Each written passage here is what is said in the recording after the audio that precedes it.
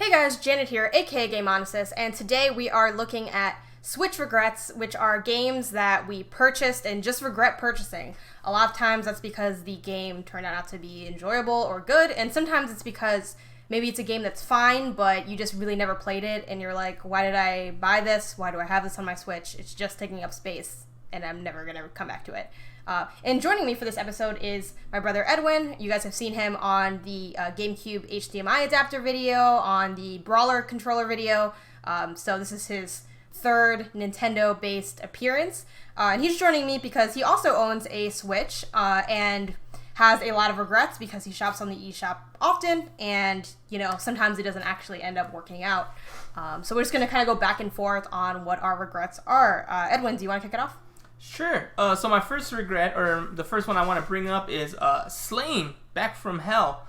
I really only picked up this game because it was a little bit on my radar when I saw it was in the eShop, and then it went on sale, and I was on vacation, and you spend kind of ridiculously on vacation, so I said, you know what, I'm going to buy this game. I have a couple of gold, Nintendo points, and it's already on discount, so I'm going to get it for a super discount, and yeah, it was not my game. It was way too gory, and I felt like it was leaning too much into this is an extreme game kind of thing. The hack and slash stuff was kind of fun. It was pretty rough. I'm not gonna lie. It's a hard game. There's a lot you gotta be defending, and there's the game definitely pushes back a bit. So maybe if I was a better kind of gamer in that sense, I would have liked it. But honestly, I don't think so. There's a segment, I think, in the second level where you kill this, it's got a lot of Castlevania feels, and not just everyone uses that word when they just don't know how else to describe it, but it literally has ghosts and ghouls and monsters and demons, so it's very much like Castlevania in that sense. And there's one scenario, I think I killed some kind of skeleton monster or something, and then a bunch of blood just gushing on the screen, ridiculous amounts. It wouldn't stop. They were rage zone or something like that. I'm and in that moment, I'm like, you know what? This game's hard. All this blood's on the screen, and it's not going away as I continue progressing to the level. What's it called again? Slain, Back from Hell. Back from Hell. So I'm Is this a sequel? I think so, but I didn't look into the thing. Let's see if I can probably pop it up on the eShop here real quick, because I do have the game. Mm-hmm. But yeah, once that happened, I was like, you know what? I think I'm done. Actually, I'm gonna cancel it. I'm gonna open it, but I have another game I'm playing, and I'm in the middle of a run, so I'm gonna leave that alone. But yeah, Slain, Back from Hell. Take a look at it. If you feel like that's your style, I can totally see a world where that one, it's a regret for me, and I think it would be a regret for many, but I think there's some people who would enjoy it, but I was not one of them. For sure. And I think that's kind of the main theme of regrets. A lot of times they're not necessarily automatically games that no one should get, but they're games that we got and they didn't work out. We should have proceed with caution. Games, they weren't for us, they might not be for you. So what is your Switch regret, Janet, to start it off? Yeah. Did Slain? Yeah, so, continuing on, my the first one that pops up just kind of when I open my software, when I look at all my games, is Kirby Star Allies, which I know is maybe a little bit controversial because it is a AAA game, and it's a Kirby game, and Kirby's, generally a positively received franchise. Usually the games aren't, bad, but I actually found this one to be legitimately an unpleasant experience. Edwin, I'm sure you can speak a little bit to this, too. We co-op that game together. Yeah, we co-op that game, yeah. And it started out really fun, and we played the demo, I think, too. Yeah, we played the demo. You were kind of against playing the demo because you're like, I'm already going to buy it. And I'm like, yeah, but not till next week. So let's get some Kirby action in already. Yeah. And then, it just reconfirmed that you were definitely going to buy it. Yeah, it was really fun. For those of you guys who need a refresher, it's you have all these little, friends that you can have, and you can have even King Deity in there, and you're kind of party, and you'll have 4 characters on screen. There are 2 of us, so we controlled 1 character each with 2 computers. But the game really can, to an extent, play itself because the computers can take over. If you're playing this game alone, there's I feel there's no chance that you're gonna have fun unless you're literally either a child or at a really, really low gaming level. You don't really play games at all and you find them really hard, because it is really easy, but it's kind of too easy to the point where, I feel like I'm not really getting much out of the game. Yeah. I also took issue with, this kind of made for maybe replay value, but I found that, I was a little annoyed that you had to have, certain characters with certain powers in your party to, reach this one specific area. So you might get to a section where it's oh, you need to have, someone that can freeze the waterfall, but then also someone that can cut the string to the bomb. And it's I don't always want to have those characters with me. We would just kind of pick people that the thing had the game did to try to solve that is a lot of times they gave you those options right next to when it happened. But then at that point, it's also like, well, then what's the point? I feel like I was kind of being forced to have certain characters in my party that I didn't necessarily want. So it's just kind of like a dull game in that sense. And then since it wasn't that engaging in terms of the combat and the exploration, it felt like a lot longer than it maybe necessarily is. I think it's like, a reasonably sized game, but about a third to 2/3 through, we're like, are we done with this game yet? But we had already gotten so far that we're like, let's just write it out. Then the final boss was like absolutely insane. I was the one who was like, let's stop. Made everything way different. Did want to keep going, yeah. So we did. I was down to give up already. So I regret getting that, which was really unfortunate because I was definitely like really pro this game, but it just ended up not being fun. So the people that said like from the demo that this game is too easy, it sucks, it's not fun, I was like, no, it's good. And no, actually, you're right, it's not good. So if you haven't picked it up, I would say don't, or at least keep that in mind before you proceed with buying it.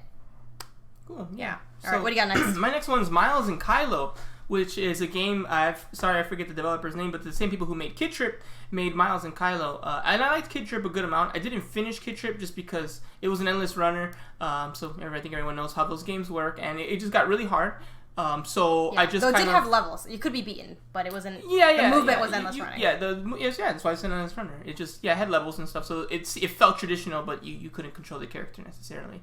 I didn't finish that game because it was too hard, but I didn't regret it. I had a good time. Just, it got too hard. I'm like, you know what? I just don't have what it takes to beat this game. So that's cool. Neither did I. So then I kind of was excited. I also bought because of Miles and Kylo. I'm like, well, now I can control the character. So maybe now it was the endless runner was the reason I couldn't beat Kid Trip. Miles and Kylo, I can control this guy. I'm gonna be great. And I wasn't great. The game was fine. It is fun, but it's basically even harder now that I can control them. They've like amped up the difficulty, and the jumps are really hard, really precise. And I don't know. There's like a certain section, I don't know, maybe second or third world where you grab the dog and you got to jump, and then you have to hit a couple things and like kind of hit them to boost you to go forward.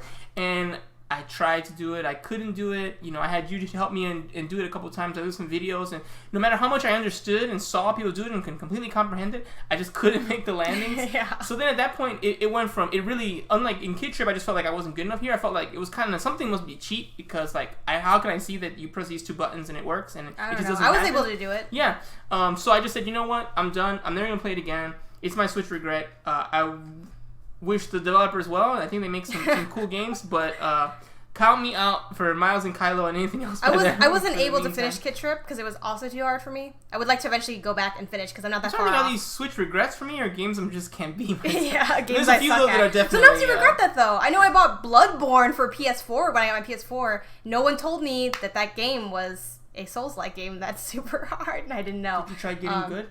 Have you ever heard that joke? Get good? I did try, and it did not work out for me. Miles and Kylo I actually really liked. Maybe I can play that on your Switch, but I suspect it's gonna also still be kind of too hard. So I'm guessing later on that you will have the same feeling, just maybe somewhere else. Yeah, maybe. But yeah, I mean, I think again, just like the Slain Back from Hell, I can see a person liking it and playing it and finishing it and enjoying it. That person wasn't me, so be careful. Yeah. Buyer beware if you want to buy that one because it might not be for you. It wasn't for me. For sure. Regrets. One I have, this one's a big one because I legitimately don't really feel like this game is particularly good in anybody's perception. It's Typo Man. So, I heard about this game from Nintendo Voice Chat, IGN's Nintendo podcast, and it sounded interesting. So, the premise is that you play as a little guy, and you are made of letters, and then the way you solve puzzles is kind of interacting with other letters that you see in the world, and the world is very dark and dreary. It's kind of like the end of days in some way. Everything's grayed out. So it'll be stuff like you'll have to drag an O so to make the thing say open, and the gate will open, stuff like that. Usually the puzzles were not too difficult to solve. But just kind of generally, I just didn't find it to be a fun game at all, and it felt a little clunky in some regards. You're definitely an underpowered character, you don't move particularly well, so, but I feel that's kind of some games that try to take this style of oh, you're really weak and it's challenging and you gotta slowly drag the letters. I feel like after playing games like Limbo, for instance, that's clearly not necessary to get the player to have that feeling. So yeah, I just found it to not be that great, not really control super well, and the puzzles weren't particularly satisfying. So I just kind of bounced off of it. I played a few hours. It's a relatively short game, but I was just like, you know what? I'm not enjoying it, so I'm not going to finish it. All right, next one. I'm going to come in hot with this one. Inside. Oh my God. It's such a regret for me. Inside, Game of the Year, whatever year it came out, is a very big indie game. People loved it.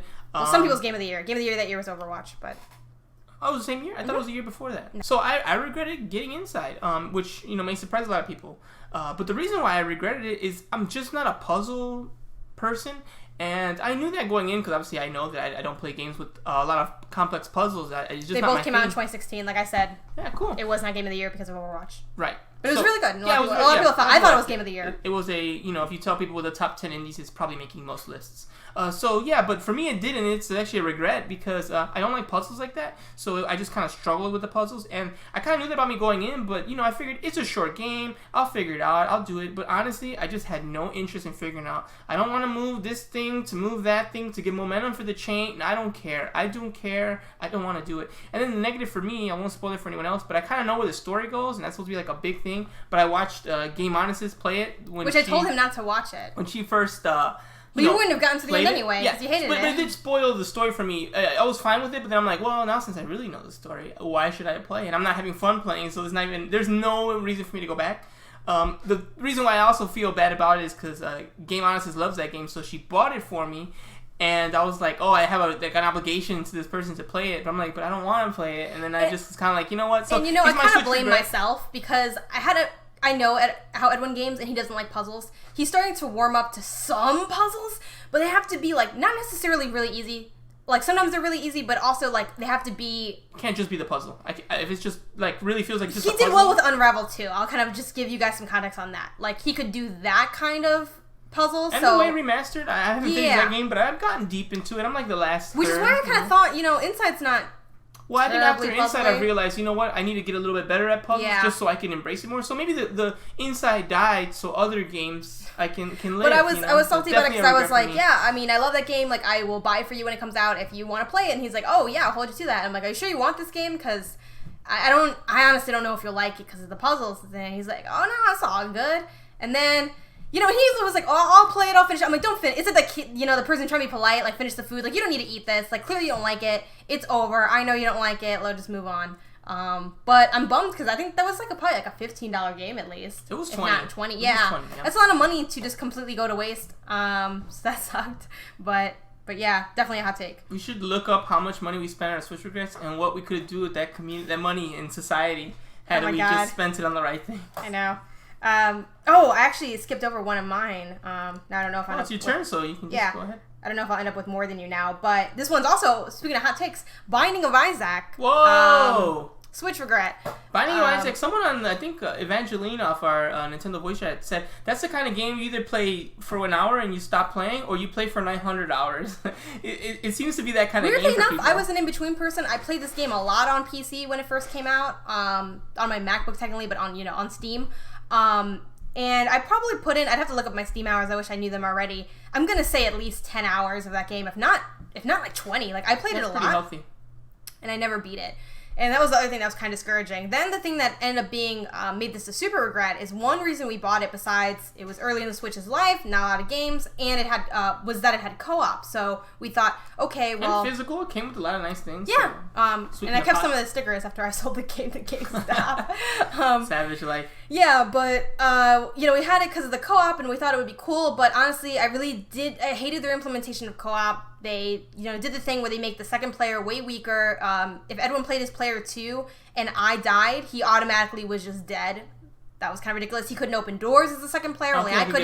He couldn't grab items. So I get that they were trying to keep it difficult, but I would rather you just have 2 Isaac characters, for lack of, Isaac style characters, and just make them both share the hearts than have No, they did. We did share the hearts. We did share the hearts, but they gave you less hearts than me. Yeah, I don't see what the big deal was. It was just 2 hearts. It didn't. It wasn't even between us, and then 2, it just, for the other reasons I mentioned, it just felt well, why am I doing this?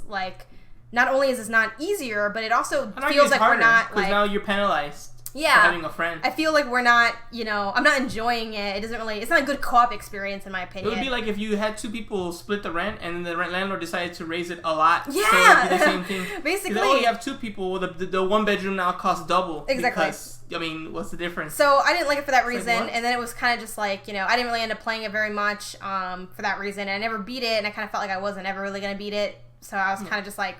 And I also already own the game on a different platform if I wanted to play it. I think that's another clear example of buyer beware because many people do love it. My girlfriend loves that game. Played it a bunch on Wii U. And I'm sure many people are going to be like, what? So again, not to get people mad, I can 100% see a world where someone would love Binding of Isaac because I know many people do, but I also know many people who didn't. So. I think you also just got to be honest with yourself. And I don't think I was honest with myself when I made the purchase. Same thing with Inside. I wasn't honest with myself. Yeah.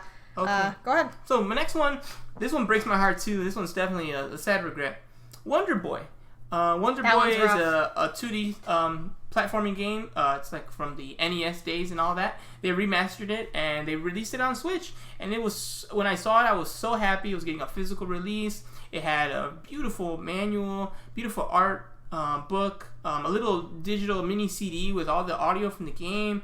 It had a little like keychain thing for your keys and stuff. It looked great. So colorful. You could do the old school NES and then you press a button and boom, you get the remastered. Same thing with the music, which was really impressive, but I didn't like it. Spyro's gonna have that too. Well, I just felt like throwing it out there. Yeah, I think something else you should throw out there is Spyro in general, but okay.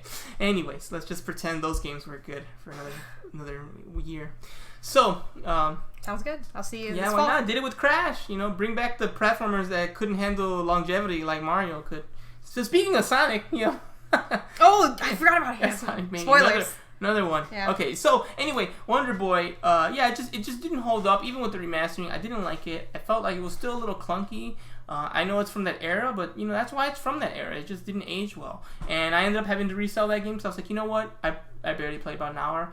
That one, I really have trouble seeing anyone who would like it. I guess if you're just like, I love platformers so much, I love NES platformers so much, I don't care. It was like a remaster, you said, yeah, it's a remaster. Yeah, right. So unless you really love the original or something, I just really don't see an area where most people are going to like it. So that one, it goes beyond buyer beware. I would say don't pick it up unless you're pretty sure you're going to love it. Yeah, I would say maybe too, something that might help you guys. I think I'll be throwing in some gameplay footage and things over this so you guys can take a look. But maybe just kind of looking at what the gameplay is like. Because one thing that Edwin struggled with, and I struggled with too, because I couldn't help him out, was like finding out what you need to do and where you need to go, and then how to do that effectively. It's a game where like you gotta kind of know, like they call them a guide game. I don't think it was a guide game necessarily, like some parts of Zelda 2. I just feel like it wasn't very intuitive. And they're like, you gotta go through everything, and you gotta find the door. And it's like, I'm not even having fun with it. So let's just move on. So yeah. Sometimes it's like you're going back into the remasters let you like experience the past again in a refreshed way, but sometimes that past just doesn't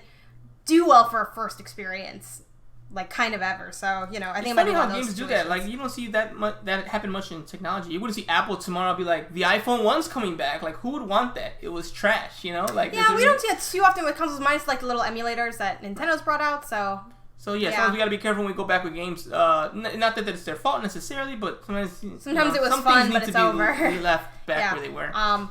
Just because I actually skipped over some, and I think I ended up having way more than you, I'll just do one super fast and then do my next like official one. Super fast, Sonic Mania Switch regret, for a lot of reasons. One, also I got a digital, and then they had the physical release, so I know that's not their fault, but it is their fault. They did that on purpose. I think most people knew that. I think. I don't want to speak to, that necessarily. Sega didn't have the money to release a physical copy of a video game that was $20.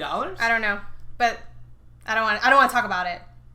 The end. So, but that's why I will say it's that's a big publisher. They have the money to do a physical, especially when they have a special edition without a physical but a freaking statue. The special edition of the physical was downright disrespectful. They have a statue and a fake Sega Genesis cartridge, but no actual physical game. Right, but then they released a physical game a year later. That aside, because I don't care too crazy much about that, and it's not why I regret it. I just regret it because I don't really like Sonic. I didn't really realize that until I already got the game. It's not my type of gameplay. I don't play it well. I struggle with playing it. It's a good game, and it's well made. I saw other people have fun with it, but I didn't have fun with it like at all, just because I don't think Sonic's my jam. Going on to my like next one, just because like I said, I ended up having more. My other Switch regret would be this one's really rough. this was me on a leap of faith. I got a game called Red Game Without a Great Name. So this was like it wasn't really a puzzle game at all. I guess it was kind of maybe an adventure game. I'm not really sure what the genre is, but the way the gameplay worked is you were I think a little bird, and you could shoot through areas to get to the end. So your goal was to get from point A to point B within the level, and the way you would do that is by avoiding environmental obstacles like spikes and things. And one way you could also avoid some things, I'm not sure if all things, was to kind of teleport. So it could be like maybe there's a gate, but you can like click here and like teleport through it, similar to Mr. Shifty, and there are other games that do that teleportation thing. VR often does that for moving, but that's a little less relatable to most people. It was honestly kind of okay, but it kind of just does that one thing, and that's all it does. So even though I actually did have a somewhat enjoyable time playing it, and I can't remember if there's touch controls at all in it, it just kind of felt like, well, this is gonna... Once you play like a few levels, you kind of feel like you've seen everything there is to see, and it's not super fulfilling, and also is kind of challenging. So it's just kind of like, why am I playing this? It wasn't a fun time to play it. It was better than I thought it would be considering the price. I think it was only like a couple bucks, and I kind of just bought it because it was cheap, and also it looked cool, but it's just not something that I wanted to like pursue the whole way through. So looking back, I'm like, yeah, I didn't really need to buy that game. Cool. Right. Yeah. So my next one is Morphite, which the best way to describe it, it's kind of like a No Man's Sky light, and that's probably the problem. Many people would say, well, that's a horrible sell because most people didn't like No Man's Sky. It has a lot of negativity to the game, but I felt like it's No Man's Sky light. There are some elements of No Man's Sky that I do like, so I'm like, hey, it's gonna be that. It's a procedure generated. I'm gonna see the world, scan some stuff, check out the different animals and stuff. I like they had that low poly art style. Low poly. So I was like, you know what, I'm kind of vibing it, but kind of just like No Man's Sky. I played it and I'm like, I don't really see the point of this game. What am I doing? It felt, and it was because it's light, it was way worse. The controls were way more clunky. The way I shot when I did have to get attacked was kind of like a bit like not broken, but it just didn't feel very smooth or intuitive. So I only went through a few planets and I was like, you know what, I'm done. And I was really disappointed because at the time, I was kind of broke, so, but I promised the developers, I tweeted them, I'm going to buy your game, I'm so excited, so I got it like the week it came out, because they're like, great, and I'm like, oh, I can't let them down, I'm like, I made a commitment to them. I mean, of course they're not going to know, because they're not like checking on me, but I'm like, no, I said I'd buy it for them, and I'll support them, and then I'm like, yeah, I shouldn't have supported them, it's not a good game. That one, I definitely say just avoid. Again, unless you look at it and you're like, you're eating it up. You're like, yeah, it's my game.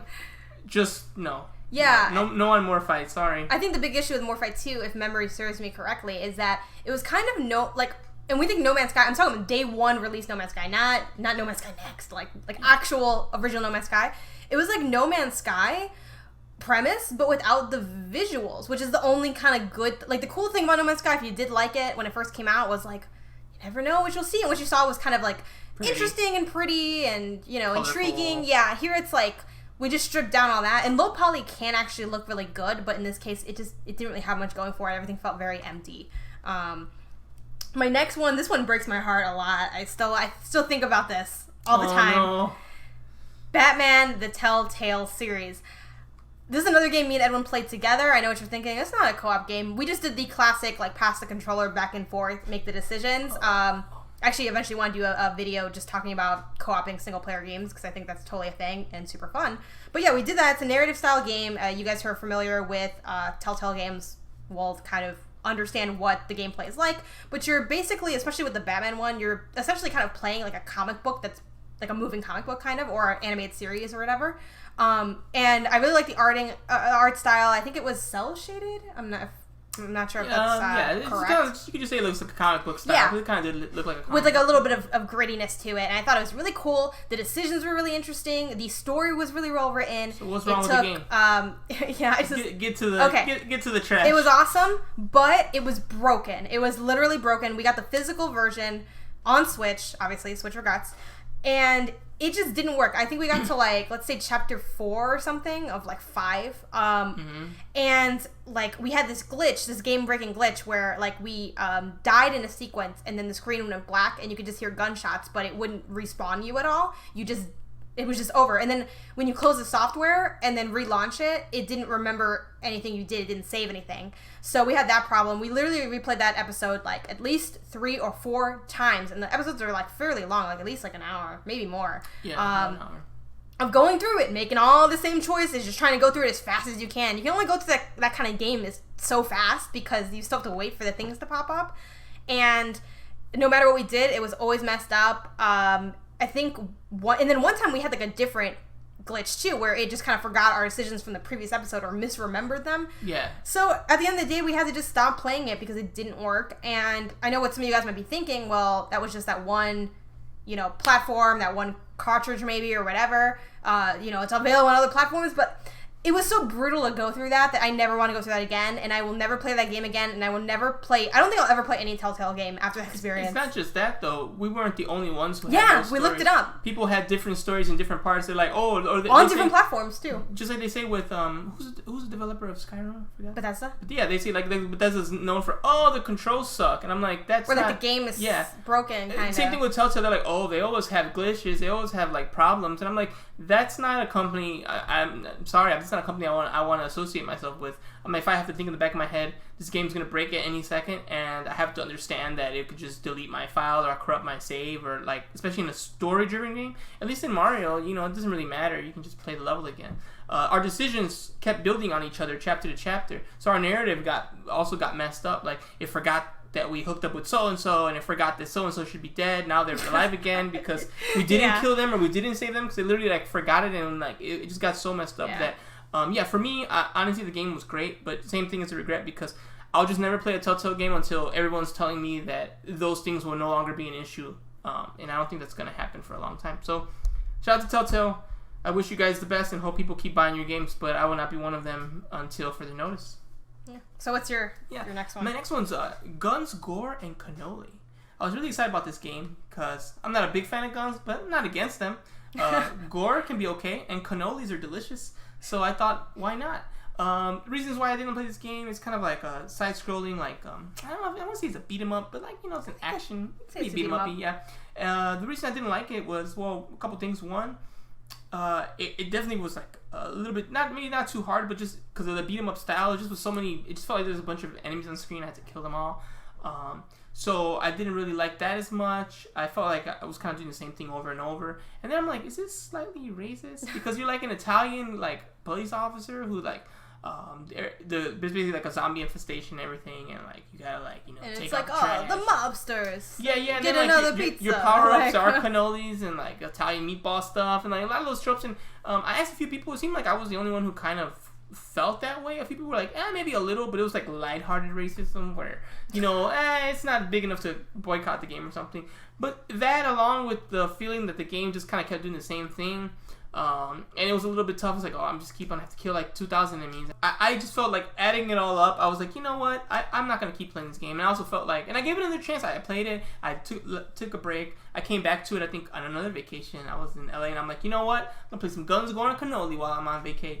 And I was like, I'm not going to play this anymore. I also felt the same way. I didn't play it actually at all, but I did watch everyone play it, and I was like, it's just same things he mentioned. Seems like you can probably find other beat-em-ups that might resonate with you more. Like Metal Slug? Well, it's not beat-em-up, but Metal Slug's a great arcade game. Metal Slug. So yeah, I mean, it also might just depend. Maybe you'll always love beat-em-ups, and it doesn't really even matter what the details are, but yeah. Guns, Gore, and Cannoli. Definitely seemed racist. So. Pass for me. They have a sequel coming out. I think it might even be It might already be out, Guns, Gore, and Cannoli. That one looks definitely a lot more layered with its gameplay, so I don't know. So, maybe if you like beat-em-ups. I think the developers have a chance of having some good games. It wasn't broken or anything, so, But yeah, for me, that game, I wish I had money. Oh my god, I have so many regrets. Oh my god, I have so many more than I thought I did. I would keep finding more. Okay, so next one is The Bridge. This is a indie game. It's basically, it's like surrealist puzzle solving. It's all black and white, and it's kind of as if you're solving a puzzle inside a surrealist painting, which sounds really cool, and I thought was really cool. But then when I played it, it was just kind of like, it just kind of felt like a chore to go about solving all the things. So I kind of bounced off of it fairly quickly. And that's basically all I have to say about it. The puzzles weren't necessarily bad, but they were pretty challenging, and I just didn't feel like pursuing it at all. So I was like, well, why did I end up buying this? So that one's definitely a regret I have. All right, what's your next one? My next one is Galaxy. Now, this might not be a regret because it's a free game that you can download on the eShop. So it's the next level regret. Yeah, but the controls are just, I'll just keep it really short. The controls are just really clunky. Like, basically, when you stop moving, you, like, start veering a little bit left to right. You play as a spaceship, right? Is it, Yeah, you play as a spaceship. So, you just got to advance through the level. You got to get to the zone, and it warps you out, But I just really didn't like how the controls work. The controls just feel very loose. It feels very floaty. And I liked the shooting aspect and like the way the enemies and the animation. It kind of looks like you're controlling an anime or something like that. So that part was really fun. And I tried to keep pushing through even when I realized, oh man, these controls are off, man. They're really bad. I'm like, no, I'm going to keep going because I'm having fun. But then as the game got harder, the controls stayed loose. And I'm like, you know what? I had to walk away. Edwin really wanted to love that game because when he was playing, he's like, this game is great. But I saw him playing it and saw how the controls were. And I'm like, no, that game sucks. And he's like, no, it doesn't. It's just the controls that are bad. I'm like, that's what games are. Yeah, and I tried to push through, but I just couldn't anymore. And it does have levels, even though it's a free-to-play game, you can actually beat it. So I was like, I can beat this game. And I'm like, you know what? It's just, I'm going to have to fight against these moving but should controls you? So bad that maybe forget not. it. All right, I'm going to, I'll do another one, then I'll combine some and then do my last because I have so many more than you do for some reason. Thimbleweed Park. So this one's definitely going to be a hot take for the indie community, for the point-and-click community. Thimbleweed Park is adventure community. Thimbleweed Park is a very popular, praised indie game. It's a point-and-click adventure where you are essentially solving like a murder, right? Is kind of the premise. It's a murder. I'm not sure if more things happen, the story builds and the mysteries that present themselves, advance or something, but this is generally what it is. I sat down to play it on, of course, like a Switch, like all these other games, and it definitely doesn't work well. Like, playing point and click on the Nintendo Switch, I'm not a big fan because you have to basically, like, point the controller. I don't remember if it has touchscreen controls for Thimbleweed. Do you remember it? I don't think you ever played it in I'm not sure if I played it in handhelds at all. No, you didn't. You played it on the big screen. Yeah. So maybe handheld is different. I don't actually remember, but I didn't like it. It felt very clunky and slow, and I understand that it's like it's a story-driven game. It's not going to be, super fast-paced, but like literally you were controlling like two characters, and like instead of just controlling the guy and the girl follows you, it's like you have to just click each of them individually, and maybe that has a gameplay purpose later, like you can have one in one place and one in another place or something, but it just felt like really convoluted to even control or get into, so I was just like, I'm not putting up with this, I don't like this, I'm not having a good time, and I just totally stopped playing. But yeah, what's your next one if you have any? Do you have any left? Yeah, I have two more. I have cool. L.A. Noire, which is a Rockstar game. I really wanted to like it because I want Rockstar to bring Grand Theft Auto and more of its other games to Switch. Like Bully would be great on Switch. I'd love to see that. So I said L.A. Noire's on Switch. I'm going to support them because I want to reward the developers so they can keep bringing games on Switch. And it looked like a great game. I love as many LA. I love LA. I love Los Angeles. So a game set in like 60s LA noir where I'm solving puzzles, and Rockstar made it, and a lot of people said it was like a hidden gem and an underappreciated Rockstar game. So I'm like, yes to all of this. This is all good. And then I played the game. And the game is fine. And the reason why it's a regret for me is that one, the main thing is I don't like how I'm just not a good detective. And they wanted me to be this brilliant detective who got everything right. And based on the facial features and stuff, I felt like it wasn't intuitive. I'm like, this person doesn't know that they're lying. They're like, oh no, you're wrong. And that's fine because you can get better at those things. But the problem was, you'll be in the middle of an interrogation, for example, and you have to ask like 10 questions and get them all right and to lead them to their confession. And if you go with like 7 or 8, and you get it wrong eventually, and they just like, I'm not telling you nothing, whatever, you have to restart the sequence. And kind of like you said with the Telltale game, the problem is, unlike a platformer, if you die in a platformer, you can still inherently get joy from the process, even if you have to restart the level. But when it's narrative-based and it's text-based, and I have to rehear the conversation, I mean, can you imagine seeing the same scene again? Like the same. That's why they make you, when they have cutscenes, they make you be able to skip them because like you probably don't want to see it after a couple times. There's a hard thing too. So I had to. You have to make sure you remembered it. Yeah, so I had to remember the sequence, and at that point, I'm just remembering, and then I have to guess. Oh wait, now I got the 7th question right. I got the 9th question wrong. Now I gotta remember that. So it became like, you know what? Since I can't go through it on the first try, I'm just redoing the same things. I'm circling the drain here just to advance. The story seems great. I like the visuals. I think it looks good on Switch because it's really a 360 game. So it looks great. Boom. It looks great on Switch because just it probably the looks a little better than it even did before. So it was awesome, and the driving was fine. The open world, Rockstar feel was great, but the actual core, kind of like the actual core game, I didn't like. When I had to find clues, I didn't like that either because you'll be in an area and they're like you have to find all 3 clues, and you have to find them, but it's still kind of open, so it kind of feels like you're trying to tell me it's an open world game, but at the end of the day, it's like, oh, you have to do this, this, and this, so you have to find these 3 clues around this car, or you can't advance. I'm like, that's not really open. You're just trying to pretend. You're like, do whatever you want, but you have to do these 3 things. Like, well, then I don't actually have the freedom you're pretending that I do have. Yeah. So, because of those reasons, unfortunately, I kept, same thing. I didn't just give up right away. I kept pushing. I came back to it, solved a couple more mysteries. But then at that point, especially since you have to do it a certain way, it kind of feels like I might as well just watch a walkthrough and just go through it because I actually don't have any freedom in this game, and I'm bad at it. So I might as well just be on the exact course they want me to be. So I ended up saying, you know what? After a couple hours, I said, all right, I'm done, and then had to again. GameStop got another used copy of LA Noire in their store. I also find it just from having watched you play a lot of that, I find it weird that because you have to get the clues, right? But then there's not a lot of times where you have any player autonomy at all, I would say, because even when you do an interrogation scene, granted you didn't play that much of the game, maybe it changes later, we don't know. But the interrogation scene, it'd be like, okay, you have to and say these 10 questions to the suspect, and that's how you win the scene kind of in advance. But there's no true penalty or change in the story for you being a crummy detective, and since there's only let's say 3 questions to choose from each time, I'm like, what are you really learning out of this? It kind of feels like you got the answer wrong, and then you eventually can get it right through process of elimination anyway. So it's what am I really bringing to the table? Normally in a game, it's okay, you got to get better at this jump, or, if it's a story-driven game, it's you have to be thoughtful on your choices because they'll impact what story you get. But for here, it's it kind of pretended like it was a story-driven game. We need Rockstar to help Telltale polish their game, and Telltale just keep doing what they're doing, because for them, that's what the truth was. You could make the wrong moves and get a bad ending, but you could still get an ending. You could still get a result, kind of like life. And that's what I think Rockstar, that's what would have helped it, because maybe I could just be a bad detective and I just fail and the murder gets away, and obviously if you get too bad, the game should be over, because it felt like whatever genre they were going for, it didn't quite work out, and I'm not sure what they list their genre. Probably adventure, but apples and oranges. But kind of of Seinfeld when Kramer had to do the movie phone thing.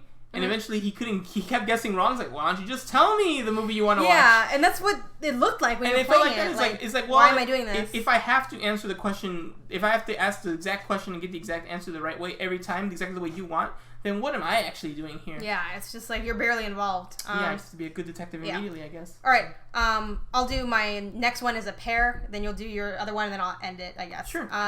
Cool. So my next one, I'm going to pair these together because I don't have a lot to say about either of them. I only played each for maybe an hour. Yono and the Celestial Elephants. Now, this one's definitely proceed with caution, but maybe you would like it, because I had a friend on Twitter who loved this game. She's like, what are you talking about? It's great. I'm like, nah, I did not have the sauce. I thought it'd be awesome because I love cute games. That's one of the main things I look for in games. Is it cute? I mean, I'll play plenty of games that aren't cute looking, but I love when something has a cute, adorable aesthetic to it, and Yono definitely had that. And it was kind of pitched as an adventure/puzzle game, but very kind of low key and simple. You walk around as the elephant Yono, and you maybe interact with some items in the environment to make a gate open or bring the bridge down or whatever. It seemed pretty basic in terms of puzzles, but I can really enjoy that, and I'm not always looking to be super frustrated when I have a puzzle game. And it looked cute, and you could customize the elephant, put different skins on it. You can make it look like Link from Zelda. I thought it was, really cool. But the game was just way too easy, and also simultaneously not super intuitive. And I just remember it being really basic. I don't know. Edwin, do you have any memories of Yono that are a little more specific? Because I feel like there was something else about it that I just didn't like. Didn't like the combat either. I didn't feel like there was much combat. I feel like the hitboxes were really off. You did have light combat, but it didn't feel right at all. It felt like I didn't know where anything was. The depth perception was off. And there wasn't a lot of combat in the game, but it just kind of felt like nothing this game did, it did well. So then, other than the aesthetic, I guess. So I was like, well, this is not the adventure for me. And then the other indie game that I had on here, actually I guess a lot of these are indie games, but Pan Pan, I forgot who developed this because I did recognize the developer's name, but Pan Pan is also a puzzle game. I love the look of it, and you're like this little, I think they're a girl, but this little character. You're walking around, and kind of the big thing there is kind of pressing buttons in like a certain order to solve puzzles. But I never knew what I was doing in that game. I never knew what I was doing. I had to look up a guide within the first, I swear, maybe 10 minutes of the game. And the game does give you some prompts and like hints and things, I think at least at the start. But the issue there wasn't necessarily that the game was bad. I just felt like I didn't know how to play it. Maybe someone else would play it and be like, oh yeah, like I'm falling right in line with what this game wants me to do. But my thing is I felt like I didn't understand it. And it was at that point super early on where I felt like I'm looking up everything for this game. At this point, I'm not really even playing it. Like, I mean, I am controlling it, but I don't know any of the answers, so why am I going to play it and just follow along? Yeah, well, and not in the same way, but, like, it's not the game's fault, I feel like, necessarily, but I didn't understand it. I don't know if that's a common complaint people have on Pan Pan, but for me, I was like, I don't know what I'm doing in Pan Pan. Would you say Pan Pan wasn't your jam? I would indeed say those words. All right, what's your last Switch regret? My final Switch regret is Sky Rogue. Now, this is a game. It's like a flight simulator This is my favorite game. Switch regret. And I was really looking forward to it. Shout out to RGT85. He's really helped me get some hidden gems on Switch and stuff. I really love his channel. But this was not. You should check him out. One of them. And he recommended this among with other Nintendo Switch like eShop indie games and stuff. So I was like, oh great, I like some of his other suggestions. I'm gonna go with this one too. But unfortunately for me, it just didn't. It did not control well. It has this really cool mechanic where you take the two Joy-Cons. Here they actually. Can I demonstrate? So you take the two Joy-Cons, right? This one right here, it controls your ability to raise and lower your aircraft, and this one right here is how you accelerate and brake on your aircraft. So you can just kind of move here and go here. And I thought, whoa! You can also tilt the aircraft too. Exactly, it's yes, like the whole you way tilt you and fly. move it. Yeah, just like how you fly. So, or I would assume you fly in certain. Well, types of how you fly in aircrafts. this game? Yeah. So, I thought, wow, and it's what he mentioned. He's like, it's revolutionary, it's different, it's a unique experience on Switch, and that it was, and it could have been great, but it just wasn't. It still felt really too clunky. It didn't work that well for me. I believe it's also procedurally generated, and it's a very long game. And after going through the tutorial and like the first couple levels, I just decided, you know what, it's just not for me. And yeah, you can take those controls off in his defense. That's really the problem. You can take the controls off and play it. And then with the regular controller. Then you can just play a pro controller. Okay. You can play a dock, like just fly the plane regularly. It was just a cool feature it had. But that was really the only reason why I got it, was because of the cool feature. I don't like flight simulation games like that. So for me, it wasn't the kind of game I should have gotten. So again, it's another one of those buyer beware. If you like flight simulators, probably should try. Check out Sky Rogue. Maybe it would be fine for you. But if you are like me and you're not really into those kind of games and you thought, oh, this mechanic seems cool, no. Don't. It is cool, and someone else will probably master it, but this was not the someone else. It felt like you were. So I regret buying the game. It was $14. I had it on my wish list for on Switch. You can put things on your wish list. I have like 5-6 games on my wish list that I like, but don't like enough to pull the trigger yet. I'm just looking for a good deal, and then I'm gonna pick it up. And it's been on $20 forever, and it finally got a discount. It was $14. I was like, yes, I'm gonna get it because it's never on sale. And then I got it, and within an hour or two, I was like, nope. And I just regret it because it's $14 I lost this week, and I'm not getting it back. So, so definitely regret. And as soon as I played it, I was like, no. I thought it was cool because I saw everyone playing it and it seemed interesting. But I was like, no. And the big reason for me was I felt like it was extremely... and you can also play it differently. But then at that point, I don't think it's that special of a flight simulator. So it's like, this was kind of why you would play this game. Right. I felt like this was super uncomfortable because, like, in order to like control it as best as I needed to, I felt like my wrist was always at a weird angle, and especially because personally I like write and video edit and do a bunch of things with my wrist. I just feel like this was just bad. And so was Edwin playing the piano. I don't know if he didn't feel discomfort, but I felt a lot of discomfort. I felt fine.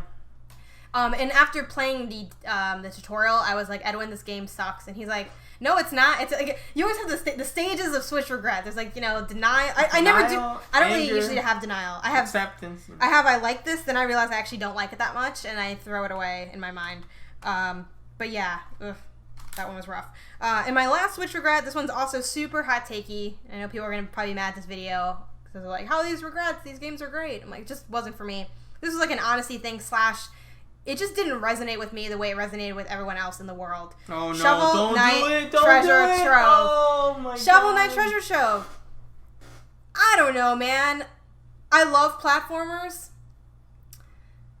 It just didn't do anything for me that felt special.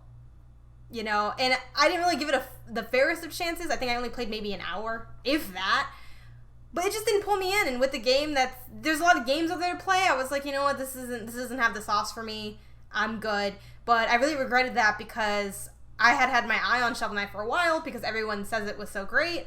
And I think this was fairly expensive, $20 if not $30. I feel like it was a lot. Maybe I'm hiking up that price in my mind. Maybe it wasn't that much money. Maybe it was $15. I don't know. I think because it comes with like a lot of the DLC. Though there's more DLC coming out again for it. So I don't know. But yeah, I just didn't end up playing it, and no one really played it. Like I don't know if Edwin, you played it ever on Wii U or on the Switch? Or? I played it a little thing. I think on my girlfriend's 3DS. I think she bought it once. But I played a little bit of not that one, but the original one. And then I did also play it either on yours or mine. I can't see if I deleted it or not. But I felt the same thing. I wasn't a big fan of Shovel Knight. I felt like, you know what? I think the nicest thing I liked about Shovel Knight, it was early in the Switch's life, so they got me. And I like the split Joy-Cons. It felt really comfortable. But I was the same thing. I was kind of like, I don't really like, killing people with this shovel and digging up treasure. It just wasn't fun for me. Something that also I think gets me in some ways. It's not like, I guess in some ways I don't like this, but something about like that retro art style, but it's a modern game. That nostalgia? Yeah, that nostalgia as the completion nostalgia. It's fake nostalgia. I didn't like something that's new that feels like it's old. I didn't like I think the nostalgia turned me off to the game. To be honest, if I'm being completely honest, I think that didn't help. I think if this game had different look, I might have been more interested. Sometimes expectations and the narrative can ruin a game. Yeah. Shout out to Cyberpunk, because it's gonna happen to you. Oh my god, I have an article coming out about that actually. Yeah, everyone thinks they're gonna get like the freaking Bible, and they're gonna end up just getting a book. Alright, so that concludes our Switch Regrets video. One quick thing I want to say in defense to our regrets. Even though they are regrets, I'm happy I made them because of those regrets. Because Janet definitely Gameonysus, Gameonysus definitely. They know my name. Gameonysus definitely gives me a lot of crap for this. She's like, oh, you're always buying these stupid games. You're spending like $5, $7, $3, $15 on these dumb games, then you're not even gonna beat that. Don't even look good. And why do you do it? And the reason I do it is because of that, I do find the hidden gems. And these are the regrets, but maybe we should do a counterpoint, like our hidden gems, because I get games like that even I enjoy, even if they're not like everyone loves them. But I love Space Cats with lasers. I love Woodoo Tree, Riptide Renegade. Wait, spoilers for the video? I got plenty. Green, you don't love green. Yeah, I do like green. Yeah, I like green a lot. Subsurface Circular. And I get those games because I see $5 and I'm like, I watch the trailers. I'm the person who looks through all the eShop and peruses through. And because I'm willing to pull a trigger right away, and even if I don't hear much about it, I'm like, the video looks good, the trigger looks cool, let's go for it. It's $5. It's Saturday night. Why not? And because of that, I definitely get the regrets. As you see, a list of like 9 games after 2 years, and I've only had the console for 1 year. That kind of tells you I probably do buy a little too much, but I also get the hidden gems. So the reason I have so many regrets is because I've tried so many things. So there you go. So what are your regrets? I think we'd love to hear. Maybe you guys disagree with some of ours. I'm sure some people are not going to like hearing Shovel Knight is a regret purchase, or maybe even LA Noire.